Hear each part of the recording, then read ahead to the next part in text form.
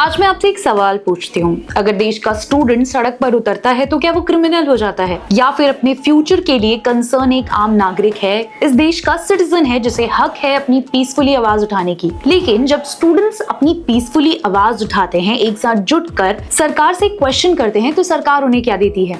लाठियां, barricade से electric shock, tear gases, female protesters के कपड़े फाड़ दिए जाते हैं, उनके साथ असॉल्ट होता है। और ये सब कोई प्रोटेस्टर नहीं कर रहा है, ये सब दिल्ली पुलिस कर रही है। वो दिल्ली पुलिस जिसे वहां पर उनकी प्रोटेक्शन के लिए रखा गया है। आप किसकी प्रोटेक्शन कर रहे हो?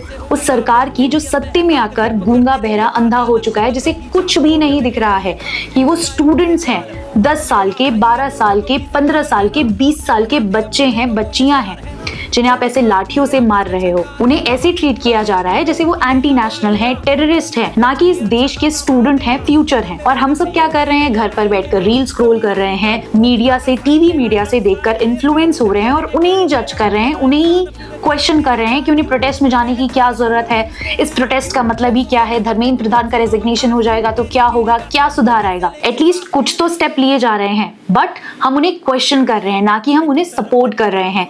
आज सबसे ज्यादा सपोर्ट की जरूरत है उन स्टूडेंट्स को जिनके साथ अन्याय हुआ है, और किसी और ने नहीं बल्कि हमारी खुद की सरकारों ने किया है। ये चुप्पी क्यों है? हमें लगता है जब तक लाठी हमारे सर पर नहीं पड़ी है या जब तक आग हमारे घर में नहीं लगी है तब तक वो मुद्दा हमारा नहीं है, बल्कि ऐसा कुछ नहीं है। आपको ये समझना पड़ेगा कि ये सरकार पावर में अंधी हो चुकी है, बहरी हो चुकी है, और उसे स्टूडेंट्स की चीखें भी शोर लगने लगी हैं। आखिर उन बच्चों की डिमांड क्या है? यूनियन मिनिस्टर धर्मेंद्र प्रधान, जो एजुकेशन मिनिस्टर के सबसे एपेक्स बॉडी हैं, उनका रेजिग्नेशन, ताकि लोगों में एक डर पैदा हो कि इतने बड़े मिनिस्टर को अगर हटाया जा सकता है तो आपको भी हटाया जा सकता है, और एक ट्रांसपेरेंट सिस्टम हो, अकाउंटेबल एजुकेशन सिस्टम हो, ताकि स्टूडेंट्स का भविष्य सिक्योर हो सके, ताकि वो जो एजुकेशन ले रहे हैं उसका कोई मतलब हो सके और वो देश में कुछ चेंज ला सके। उसके बाद जितने भी पेपर लीक हुए हैं उनकी अकाउंटेबिलिटी हो, जितने भी बच्चों ने सुसाइड किया है उनके पेरेंट्स, उनके घर वालों कॉम्पनसेशन दिया जाए, और उनकी सालों की मेहनत को करप्शन के भेंट न चढ़ाया जाए।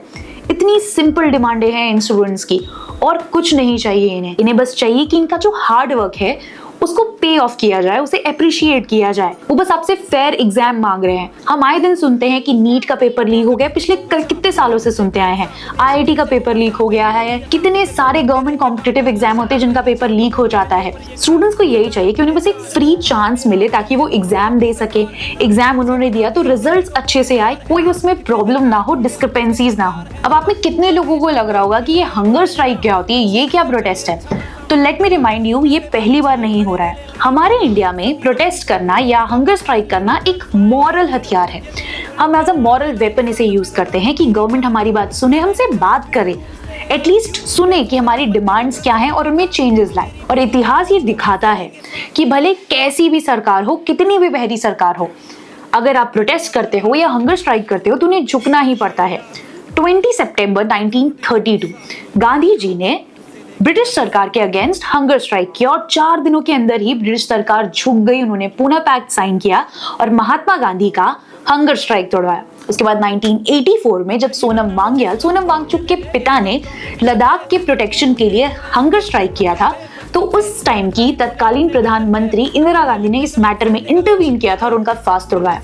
उसके बाद 2011 में जब कांग्रेस की सरकार थी, अन्ना हजारे ने करप्शन के अगेंस्ट स्ट्रिक्ट लॉज लाने के लिए प्रोटेस्ट किया, हंगर स्ट्राइक किया, तो कांग्रेस ने 12 दिनों के अंदर ही न्यू रूल्स इंट्रोड्यूस किए। उसके बाद आज की सिचुएशन देखो, 2018 में जब प्रोफेसर जीडी अग्रवाल ने गंगा को साफ करने के लिए प्रोटेस्ट किया, उन्होंने 111 दिन अनशन किया, हंगर स्ट्राइक किया, और 112वें दिन उनकी डेथ हो गई। और इस सब के बाद भी सरकार के कान पर जू तक नहीं रेंगी। उसके बाद आज के सिनेरियोस तो आप देख ही रहे हो। सोनम वांगचुक कितने टाइम से प्रोटेस्ट करते आ रहे हैं, 2023 में, 24 में, और अभी फिर लद्दाख के इकोसिस्टम को प्रोटेक्ट करने के लिए, और अब वो नीट पेपर लीक और बच्चों के फ्यूचर के लिए प्रोटेस्ट कर रहे हैं, हंगर स्ट्राइक कर रहे हैं। उन्हें इलीगली डिटेन कर लिया जाता है प्रोटेस्ट से पहले। प्रोटेस्ट के दौरान कितनी हिंसा होती है हम सब ने देखा है। हजारों वीडियोस पड़ी हैं यूट्यूब पर। उसके बाद भी सबसे ज्यादा दुख की बात ये है कि हमारा नेशनल मीडिया कैसे न्यूज को फैब्रिकेट कर रहा है, कैसे ऑल्टरनेट कर रहा है सारी चीजों को, कि प्रोटेस्टर्स ने पहले अटैक किया, वायलेंस क्रिएट किया, जबकि ऐसा कुछ नहीं हुआ। हम साफ साफ वीडियोस में देख सकते हैं कितने बड़े ऑफिशियल्स हैं जिन्होंने नेम टैग्स नहीं लगाए हैं, कितने सारे हैं जो टीयर गैसेस छोड़ रहे हैं, एक्सपायर्ड टीयर गैसेस, बैरिकेड्स जो लगे हैं उनमें इलेक्ट्रिक शॉक लग रहे हैं, फीमेल प्रोटेस्टर्स के साथ कैसा ट्रीटमेंट हो रहा है, आप उनके कपड़े फाड़ दे रहे हो, उनको उठा उठा के लेके आ रहे हो। इतनी ब्रूटैलिटी, मतलब इतना ब्रूटैलिटी, इतना एंगर, इतना ईगो आप अपने स्टूडेंट्स के लिए रख रहे हो, अपने सिटीजन्स के लिए रख रहे हो। हमारे देश की सरकार इतनी क्रूर हो गई है कि वो अपने ही फ्यूचर, अपने ही यूथ स्टूडेंट्स के साथ ऐसा व्यवहार कर रही है। अगर आपको लग रहा है कि ये पहली बार है तो बिल्कुल नहीं। हिस्ट्री गवाह है कि जब भी सरकार को डर होता है कि उसकी सीट चली जाएगी, उनकी गद्दी चली जाएगी, तो सबसे पहले प्रोटेस्टर्स को डरा कर, धमका कर उन्हें चुप कराते हैं। लेकिन वो भूल रहे हैं कि ये यूथ है, ये स्टूडेंट्स हैं, ये चुप नहीं होने वाले। इनके साथ जितना भी इनजस्टिस, जितनी भी ब्रूटैलिटी हुई है, ये सबका हिसाब करेंगे।